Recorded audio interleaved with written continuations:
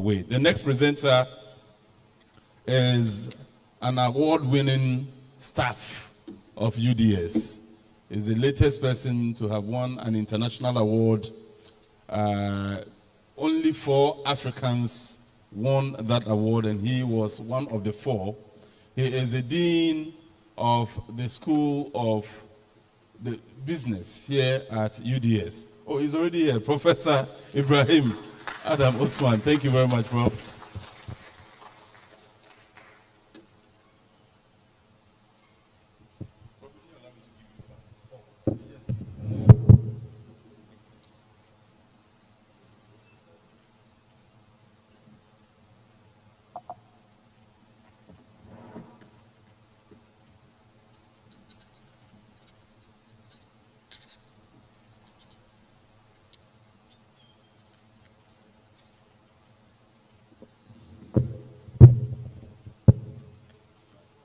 Yeah, thank you. Thank you very much for the introduction. I would want to start off by drawing inspiration from the last 2 presentations. In fact, when Prof. VC was ending his presentation, he clearly indicated that after his promotion, he has had over 17 papers, and he doesn't need them. Honestly, what he didn't tell you is we are cashing in on those papers, and he will be cashing in on those papers very, very, very soon. If you are aware of ALCS, Allied Licensing and Collecting Society in the UK, so whether you have attained a full professor status and you no longer need the papers, when you publish and the papers are credible, you can submit the papers. When the papers are cited, the papers are used by students, other academics in the UK and other parts of the world, you get something from it. And in March every year, you would hear academics celebrating on Twitter or on social media platforms for the, I call it the second BNR. So they are used for those papers. Also drawing on what the Director of Quality Assurance indicated. For us, as a young school, we have been hit hard by a lot of the issues he has raised, and we have learned a lot from those issues. And I think that all of us should take those issues very, very seriously. That is the only way we can grow as a school. Now, to start off, I'm going to be presenting on the essential requirements for a grant-winning proposal. And before I start, I want to draw inspiration again from senior colleagues who have influenced many of us. There are many senior colleagues in the university who have won so many grants. They have brought so many grants into the university, and they have inspired us. I would want to say kudos to those of them who are here. The Prof. VC is here. Some of us have been very inspired from a distance from what they have achieved in the university. Now, my presentation will follow this outline. I'll provide a brief overview of the grant writing process. Then I would indicate some sources of grant information, because without knowing where to find grant information, you can't even apply. You are not even aware where to start. I would liaise that with insights from my personal experience, and then I will show how today, how technology influences or disrupts the grant writing process. I would also touch on a funding advisor's guide to winning a grant. I mean, these are a lot of things you would find if you just Google how to win a grant. You will see a lot of points. But I think that just relaying the points here would not make a lot of sense. It will be better for me to liaise it with my personal experience, and then we can see how we can go forward in the grant writing and winning process. After that, I would conclude. I would want to start off by going a bit informal. I listened to some informal conversation between two lecturers, and one indicated that I have never written a grant proposal before. And many of us here may attest to this fact. You have never written a grant proposal before, and this colleague was mentioning it to another colleague. I have not done this before. And the colleague retorted, do you even know where to start? You have never written it before. You are worried. Do you even know where to start? Now, the key to this is to understand where you can get grant information from. Where do you get the information about grants from? I classify the sources of grant information in two main parts: formal and informal. That's the easier way of classifying it. Now, formally, you can get calls for grants, calls for proposals from some grantor websites. There is also a directory of grant-making trust that is published, a directory of grant-making trust that is published in the UK every 2 years. Quite expensive, about £135. One would expect that our university would acquire such a directory so that if we need any information, these are some of the formal processes. Now, what works best for many people is the informal one. The relationships you keep, the networks you have. They will get wind of a grant, a call for grants, and then they will inform you. Many of us, if you check us out online, our digital footprints are not that high. You won't find anything. You should be online. You should be visible online. If you are on LinkedIn and you follow top researchers in your field, when calls for grants are published, they are likely going to share it. And you can use this informal approach to be able to find out what is happening or find some sources of grant information. Some of the other formal ways are listed. Some examples. I just thought that I would share some 5 examples among many of the formal ways you can get grant information. And one of it is through CODIS. CODIS is the European Commission's primary portal for disseminating information on all EU-funded research projects and initiatives. So if you keep visiting their website, you may likely come across what they are, the current calls. Apart from constantly visiting their site, you can also just sign up so that if there are any updates, you would get email alerts on what is happening. Another common funder is the Wellcome Trust.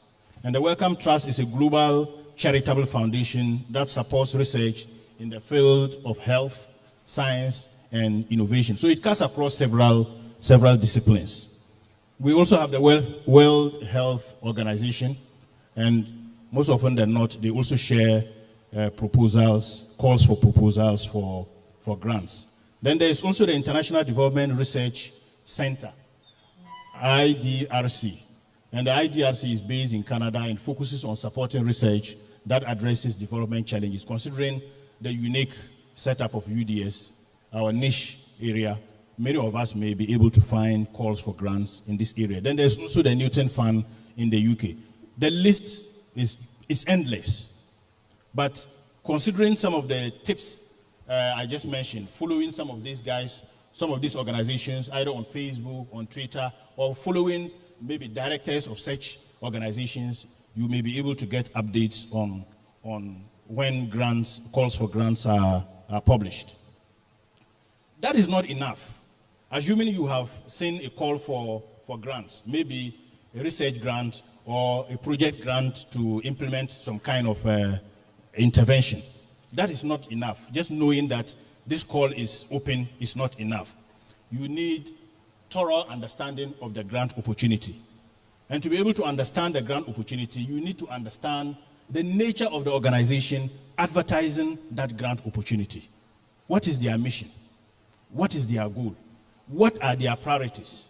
If you understand these 3 things, the goals, the mission, the goals, and the priorities of the organization, as well as the priorities of that call, it is only then that you will be able to align your grant proposal to match their priority, to match their goals, and also to match their mission. Okay? Then, if you have been able to do this, the next thing would be for you, now you are going to start the proposal writing. You should be able to demonstrate need. If it's just a research grant and you don't have to implement some kind of an intervention, what we have been doing in terms of publishing articles, you may likely go through that process. Basically, what you would do in grants of that nature would be to find a way to problematize the literature so that you'll be able to situate your gap very well. But if it is a grant that is geared towards implementing some kind of an intervention, the approach would be different. So you would need to clearly outline the problem or need your project aim to address. What problem are you going to address by that intervention, or what gap are you trying to fill? There's a recent call by Spencer Foundation, and they offer small grants in the range of up to $50,000. And they are not interested in any intervention. It clearly indicated on their website that if you are applying for the funds to use in some form of intervention to solve a particular need or problem, you are not welcome.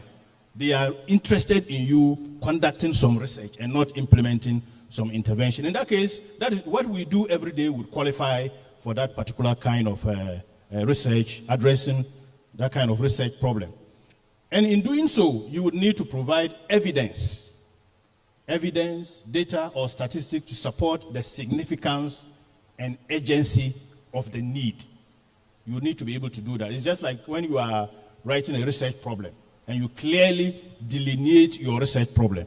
You would have to indicate how your methodology would help you in addressing that problem. Or the overall research, when it is conducted, how your findings would help in plugging that hole in your research. So it is very important. But I'm saying that we need to look at it from two angles. Whether it is just a research work you are going, the grant is supporting some kind of research work, or it is supporting some kind of an intervention to plug a need in society. After demonstrating the need, you need to adopt an innovative approach. You need to adopt a unique approach. And this unique approach, this uniqueness and innovativeness is important for one main reason. It is important because you need to show that what you are proposing will bring solutions that the existing interventions or the existing research is not solving. That is what will make your approach very innovative.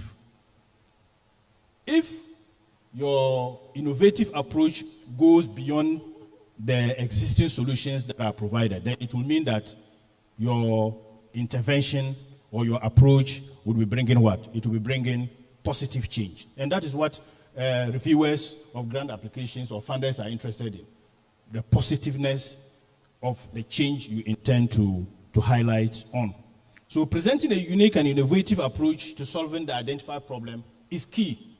And to do this, you need to highlight how your project goes beyond the existing solutions and contributes to positive change. When you have been able to do this, it is important that, remember we indicated after identifying the sources of the grant that you need to make sure that your proposal aligns with the goals, the objectives, the mission, whatever, and the priorities of the organization. To do that, you need to ensure that your goals are well defined and your objectives are what? Are smart. I think the last presenter mentioned the smartness of objectives, even when we're preparing the GTEC document. So we need very clear goals.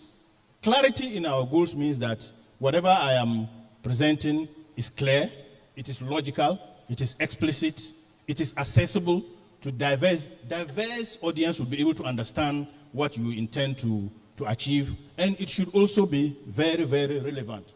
You should be able to pave your goals away from extraneous issues that are not relevant at all should not be added to what you intend to achieve.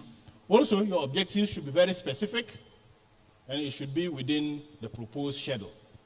How can you ensure this? You can ensure this by following the SMART principle, making sure that your objectives are smart, they are measurable, they are achievable or attainable, they are relevant, and they are what? They are also, the last one, time-bound or timeliness.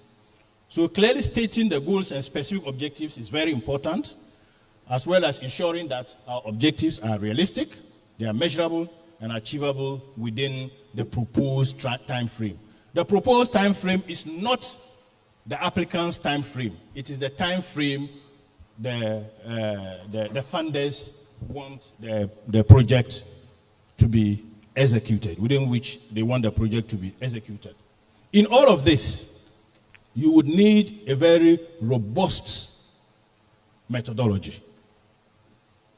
Now, when we talk about robust methodology as researchers, we are interested in three main things. Where are you going to get your data? Your data sources should be what? Very reliable.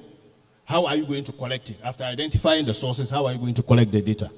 After collecting the data, how are you going to analyze it? So there should be clarity in terms of where your sources of data would be.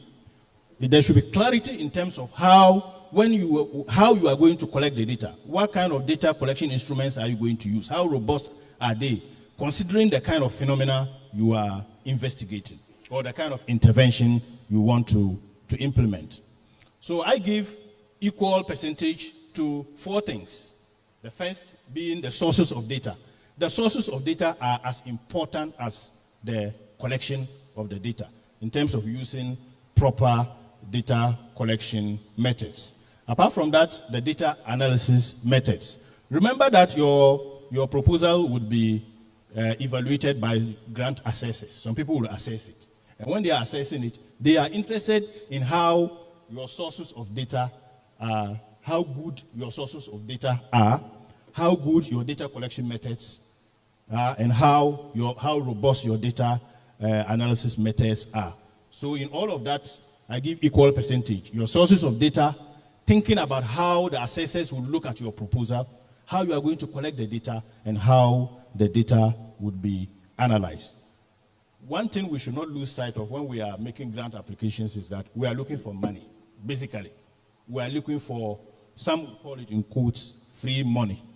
There are some grants, award letters you would see, and they will indicate that the money is unrestricted gift. Unrestricted gift. So they are just giving you the money to do something because they believe in some idea, or they feel that there's something in your society that aligns with their mission. And they think that the proposal you have presented will be able to help them understand that particular phenomena better. So you will need to present a budget and a financial justification. But it is not all grant proposals that you would have a budget.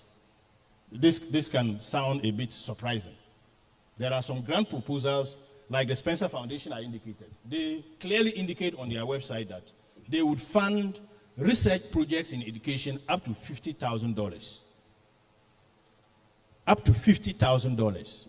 No budget.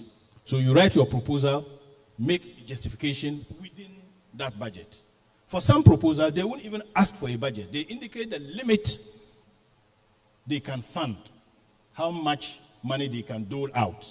And then you submit, and they will determine how much they think that particular proposal is worth. So it could be $100,000. But based on the assessment and the economic conditions of where you want the project to be implemented, they think that they should give you $20,000 or $10,000. So it is not. So it is sometimes not a necessary requirement. But as an implementer of a grant, you would have at the back of your mind how, if your grant approval, your grant application goes through, the budget you would use to be able to successfully implement the grant. It is not advisable to go through this process alone. You would suffer. You need collaborators. So for somebody like me in information systems, we are not many around. In fact, I see myself as the only one. My nearest neighbors are those in computer science. So I cannot sit back and say that because I am alone, I can't do it. Or maybe I should just go solo. There are many grant applications you can't go solo. You would need collaborators, partnerships. So you can reach out to colleagues in other universities. Sometimes you may not even know them. Just an email to colleagues in other parts of the world can open doors, can open opportunities for you that you least expect. So your capacity is very important, and you need to clearly indicate in your proposal what your strengths are. You should clearly demonstrate the capacity of your organization or your team.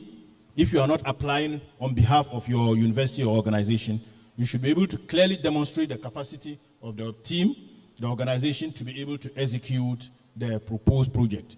You can do this clearly because you have an opportunity to showcase clearly the expertise you have, the qualification of your team, the experience of your team, the skills of your team.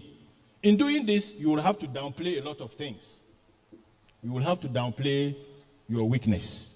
You will also have to downplay potential threats that may go against the application.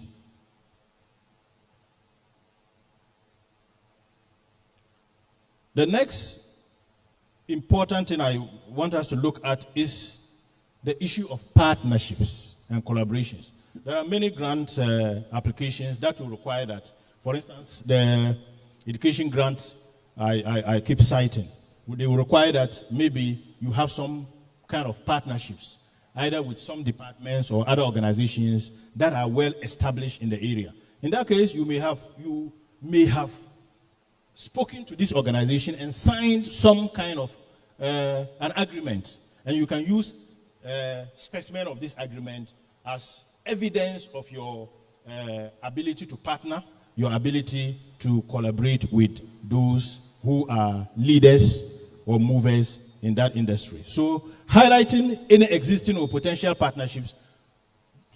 When you are applying, you may not have any partnership with any other organization or other individual. But because partnership and collaboration is a critical requirement, you will have to find a way to go around it. And the only way to go around it would be to reach out to those who have expertise in the field, those who have expertise or skills, or those who have done a lot of these things before. For instance, if it's an educational grant, you may need to sign some kind of an MOU with the Ministry of Education, an MOU with a particular school where you think the intervention may be implemented. All this will emphasize that you are open to collaboration with key stakeholders who would inform the intervention in the environment you are implementing it. If, considering the methodology you would use, if your methodology is robust enough, one thing will be clear to the assessors of the proposal. One thing that will be clear to them would be the measurability of your outcomes. That is why we indicated earlier that your objectives should be what? It should be SMART. If your objectives are not SMART and they hit them against the SMART criteria, they will clearly know that what you have proposed is not measurable. What you have proposed is not achievable, it's not attainable. And they will just throw your application away. So it is important that we clearly indicate how the grant is going to impact the society, how it is going to impact the community in which we seek to implement the grant. For some, they will require that you have a sustainability plan. And a sustainability plan would help you in outlining or demonstrating how the project will benefit or will continue to benefit future generations beyond the grant ending. So sustainability is also very, very, very important. Apart from that, our engagement, and this ties in with the partnership and collaboration, our engagement and community involvement. If your grant proposal involves the development of an app that will collect sensitive health data from a particular community, you will need the buy-in of the community members. And you will be able to get the buy-in if you engage stakeholders in the community very well. And you should be able to demonstrate the engagement or showcase the community involvement in this aspect. Now, to put all this together, how compelling can you make your proposal? How compelling can you make your grant proposal so that the assessors would give it a second look and approve it? The best way to do that is to have a clear and compelling narrative. You should have a clear and compelling narrative. You should be concise in your descriptions. You should be very clear in how you are going to execute this particular project. So you should be able to craft a compelling and well-written narrative. And I keep telling people, these days it is very easy to do that. Even if you have identified the points in your narrative, we have what we call assistive technologies. These days you would find some kind of a technology that will help in making whatever you have written coherent and concise. Permit me to say, considering the ethical aspects of this, remember that when you are writing a grant proposal, you are not writing an academic paper. So the expectation is that your proposal will not, let me use it in quote, your proposal may not be passed through Turnitin. That is the idea. But you just never know. Because the assessors may just want to find out, considering how good this proposal is, let's find out if somebody else has written something like that. And the assessor may have the discretion just to pass it through, Turnitin. Even without this, considering the ethical aspects of this, you can still leverage a lot on assistive technologies to be able to make sure that you have a clear and compelling narrative. So it's unforgivable for us at this level of our career to write a document riddled with a lot of grammatical mistakes and riddled with a lot of spelling mistakes, because there are nifty apps available, some of them, many of them, in fact, free. And you should be able to correct all these things. If you are able to do this, your grant proposal, though, may not be accepted, but may go through the stages further than if it was riddled with what? Several grammatical and inconsistencies.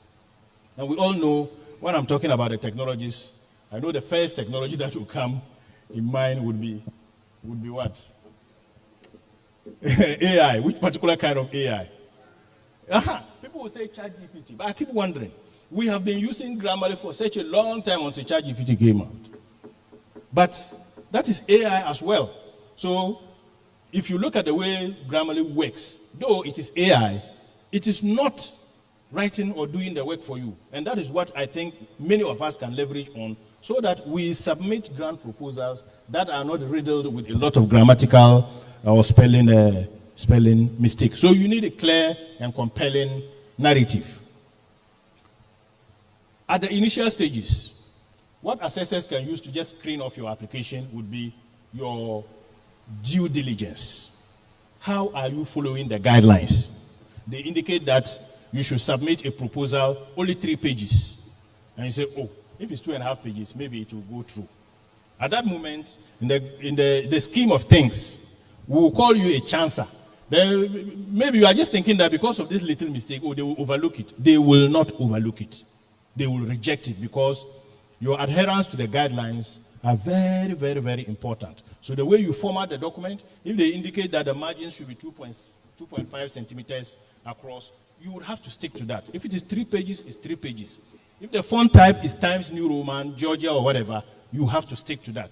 You cannot say that because they need 3 pages, you are going to reduce the font size to 8 to be able to meet the 3 pages. If it is not readable, your proposal may be what? May be rejected. So it is important that we follow the formatting guidelines, we proofread it, and follow the submission deadline.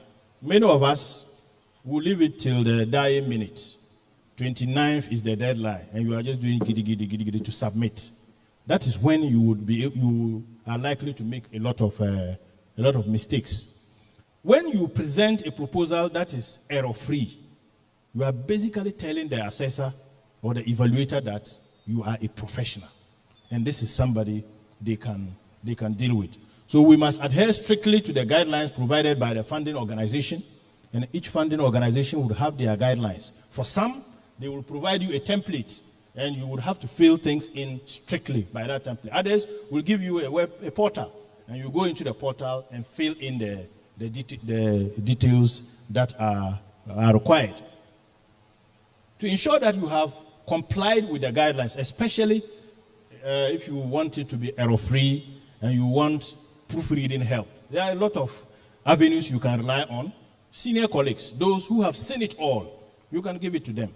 They have done grants, they have been reviewers for grant proposals. You can go and lie on their feet and ask them to review your proposal for you, or give you some pointers as to what to look out for. So reaching out to senior colleagues is very important.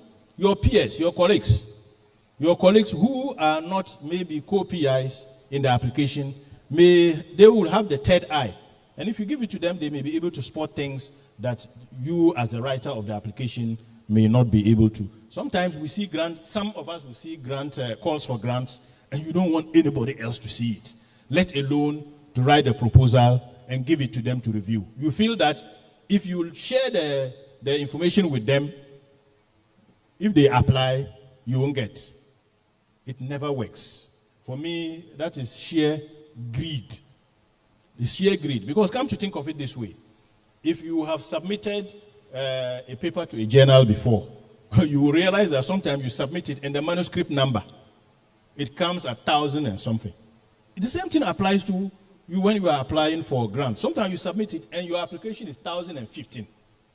So you think that you are hiding the filler from your colleagues, but it is out there. Many thousands and thousands of people are having access to it. So sharing in this game is very, very important. So you can share with your colleagues to have a look at it. Apart from that, you can pay for professional review. A professional reviewer. I remember some years ago on the UTAG platform, I think it was Iraq's then, they indicated that if you want your document to be proofread, you can send it there for a small fee. They will proofread it professionally and edit it very well, format it very, very well for you. If you can't do all of this, what you should never lose out on is your reliance on artificial intelligence. Download Grammarly, download Ginger, or just cut paragraphs of it and put it into ChatGPT and ask a reasonable prompt. Tell ChatGPT to check for inconsistency and coherence. We are not copying.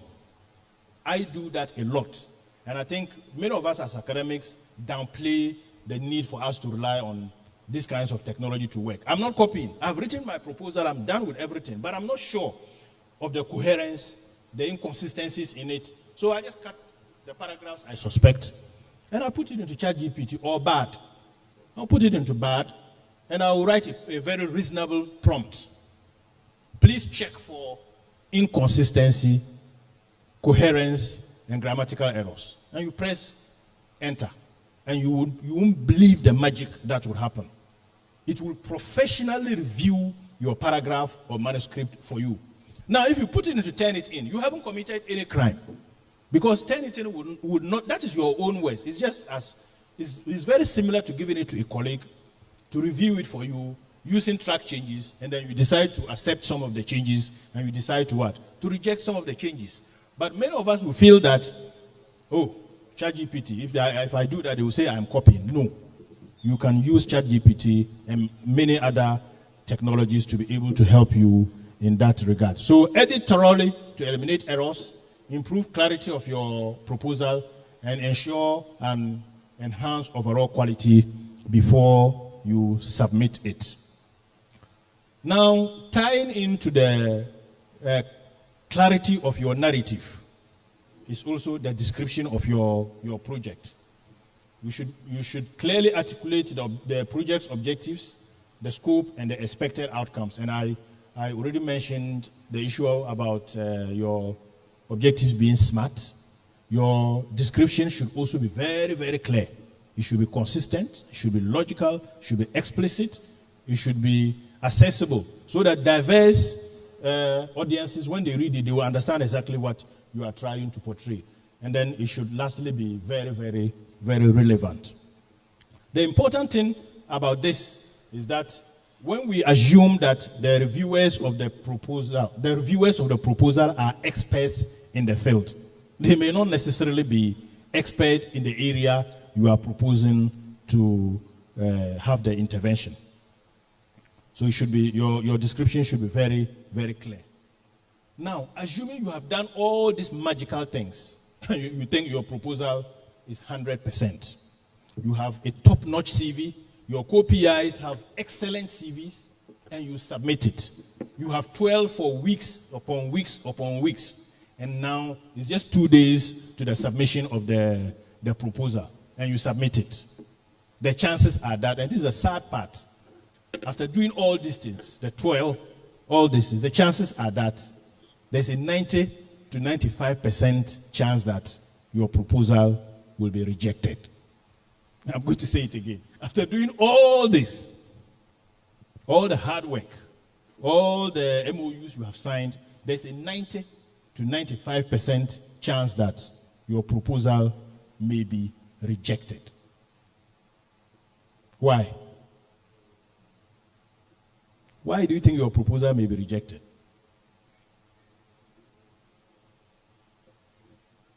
Because considering the number of people who apply for grants from organizations, they are in thousands.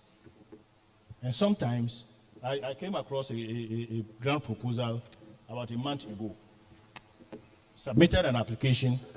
Our application was the 1014, and they need 3 successful applicants. So what is the rate? So when someone wins a grant, and I started by acknowledging what my seniors have done.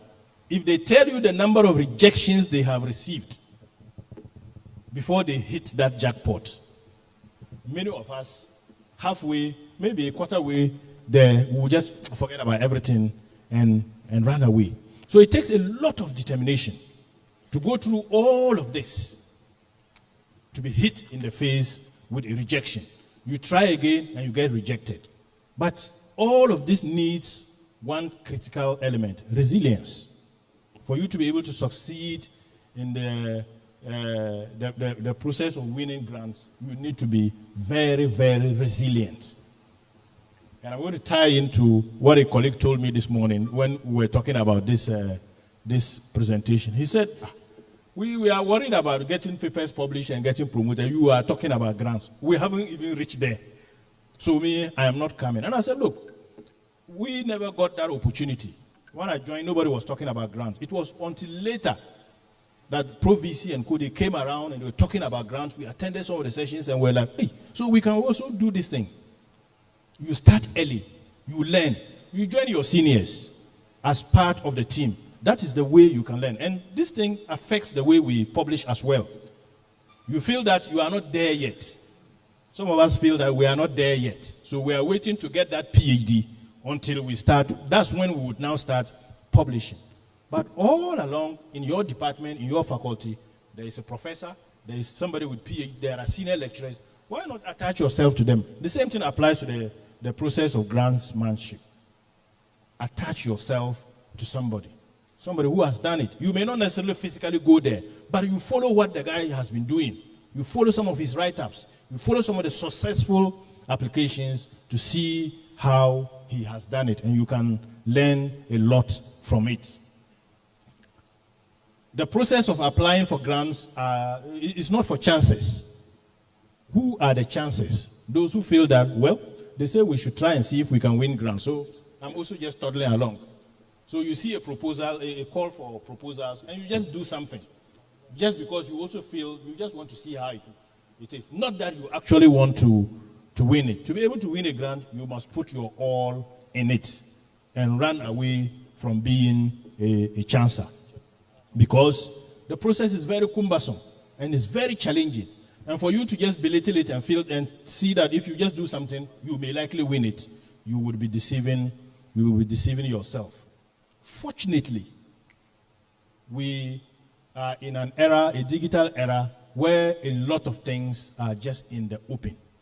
A lot. Calls for grants. Even if you can't find it on the website, you don't know some of the platforms are indicated. You can go on Twitter and just indicate calls for proposals. You can go on social media and just check. Just ordinary Google would give you ideas of grant proposals that are open. So when those two guys had that conversation, that I have 8 minutes. At the beginning, the gentleman indicated that I have never written a grant before, and he was asked, Do you even know how to start? In about a year, or let's say that he said that 6 months ago. Now he says, I have never written a grant proposal. Where do I start from? And the gentleman replies, this week I wrote my first Chat GPT grant proposal. Is that ethical? Is that ethical? No, it's unethical. Because whatever Chat GPT has given you is generated by the system. But how can you leverage on the ability of these large language models to be able to apply for some of these grants? So that even if your proposal is subjected to some checks and balances, it will still pass it. And that is where I am most interested in. How can you leverage on these technologies to be able to do that? So you can start off. There's a grant proposal on ABC. You don't know where to start. But there's clarity in terms of the scope of the grant, what they are interested in. What can you do by relying on technology? Just pick it, the requirements, put it into ChatGPT and ask it, I have this idea about responding to this call. Give me some 3 contemporary areas that I could use. Idea generation. Even when we are writing our research papers, conceptualization of the paper, this is what we do. But we sit together with colleagues and we think about what phenomena we should look at, what methodology we should use, what theory we should use. Today, all of that idea generation is replaced by what? AI. All of that is replaced by AI. So you can use AI to shape your idea, and then you sit back and write it up yourself. When you have written it up yourself, you can give it back to AI and say, check for consistency, check for clarity, check for this and check for that. If you pass it through, turn it in, you are fine. Because that idea, you only use the technology to help you in shaping your idea. But to rely wholly or solely on AI to write your grant proposal, that would be very, very, very unethical. Now, there was this conversation, somebody wrote a piece on Nature about how he has been struggling with grant proposals, taking weeks, months to just put stuff together. And a colleague told him, I use ChatGPT to cut the slack. I use ChatGPT to reduce the time from 3 weeks to maybe just 3 days. What I would be able to do in 3 weeks, if I rely on these kinds of technology, I would be able to do it in 3 days. And I picked a quote from there when the gentleman replied. He indicated that he asked ChatGPT to write a paragraph explaining how our proposed research fitted the funder's call. This guy had written the proposal without the use of AI, but he put it into ChatGPT asking how he put whatever he has written to ChatGPT and also put the request for the proposal, the requirements there, and then came out with a wonderful prompt of how what he has written fits into that. It's like a marking scheme, subjecting whatever he has written by himself to some magic test. And then it goes again. The chatbot did a great job.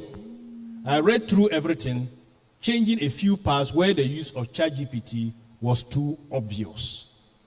If you have been using these tools, when it writes for you and someone reads, they will know that this guy, he didn't write this.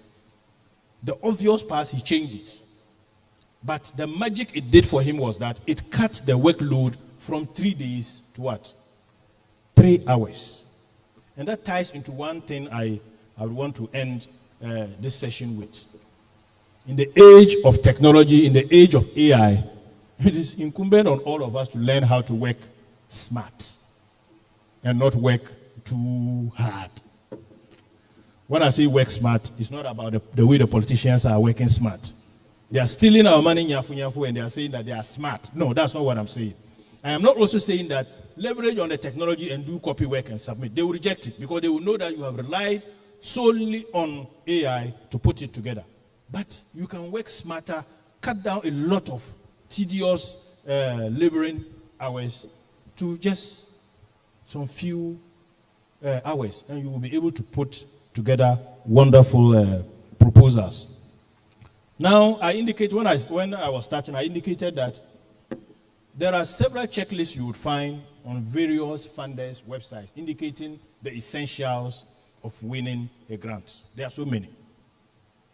But this gentleman called Merrill Consalvi also wrote a piece on nature, and he indicated that based on his several years' experience in the industry, he has 13 items that he thinks if you want to write a grant and succeed, you should pay attention to. I'll quickly run through it. The first one is to check the grant scope. And this ties in to what we indicated earlier. What is the mission of the organization, the grantor organization, their goals?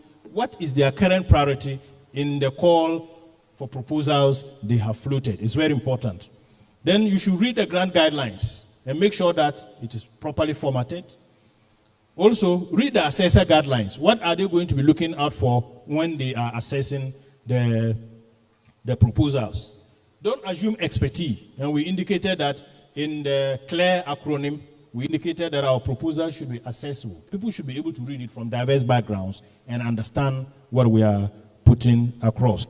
You start early. Don't wait till the deadline. 3 hours left.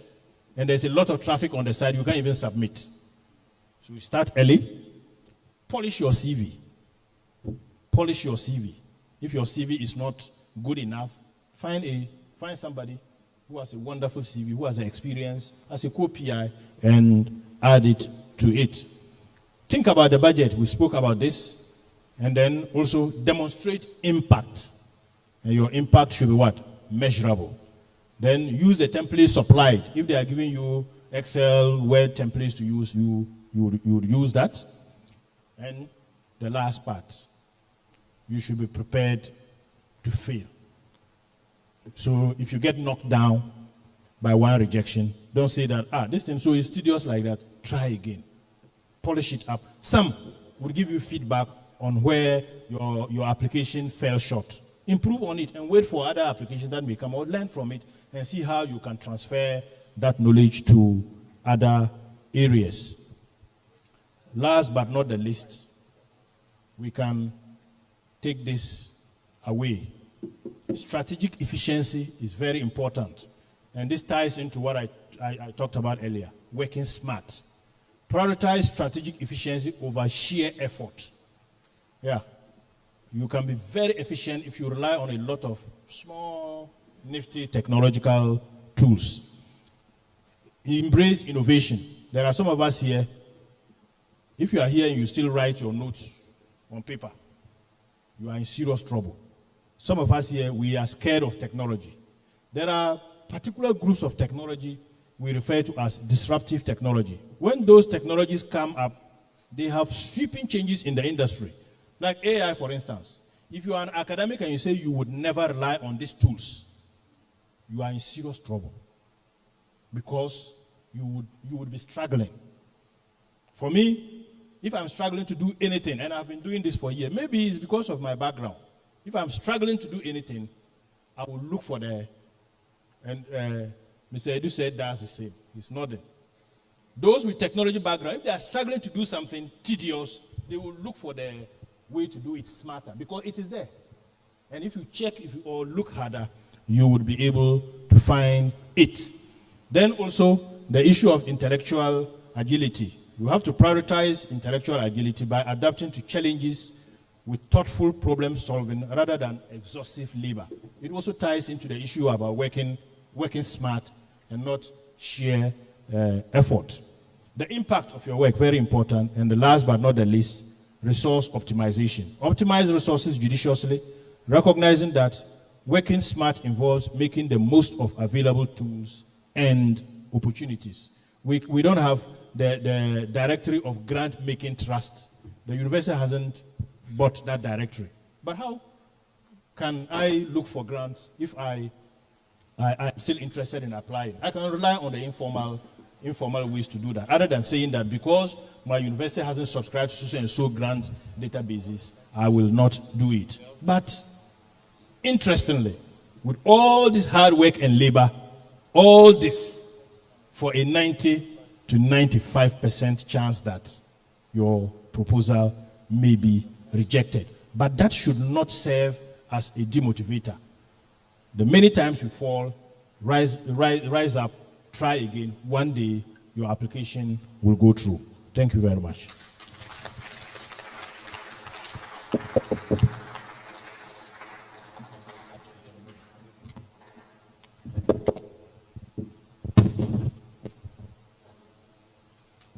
Thank you very much, Prof. Ibrahim Usman Adam. Another round of applause for him.